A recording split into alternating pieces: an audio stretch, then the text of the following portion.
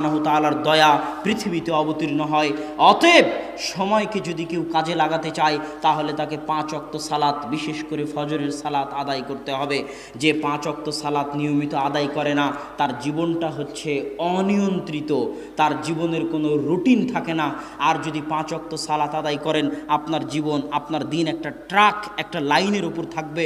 ফজরের সালাত দিয়ে দিন শুরু হবে, ফজর থেকে জোহর বিশাল সময়, এই সময়ের মধ্যে অনেক কিছু করতে পারবেন। জোহর থেকে আসর পর্যন্ত বিশ্রাম নেবেন। এইভাবেই আল্লাহ সালাদগুলো সাজিয়ে দিয়েছে। আসর থেকে আবার নতুনভাবে কাজ করার উদ্যম তৈরি হবে। আসর থেকে মাগরিব পর্যন্ত কাজ করবেন, মাগরিব থেকে এশা পর্যন্ত কাজ করবেন, এশার পরে এশার সালাদ দিয়ে দিন শেষ করবেন, তারপরে ঘুমাতে যাবেন। এই যে আমি যদি শুধু সালাত ঠিক মতো আদায় করি, আমার সারা দিন নিয়ন্ত্রণ হয়ে যাবে। টাইম ম্যানেজমেন্টের জন্য সালাতের চাইতে বড় মাধ্যম পৃথিবীতে আর নাই। যারা জীবনে সফল হতে চায় তারা সালাত আদায়ের মাধ্যমে নিজেদের সময়কে কাজে লাগাক।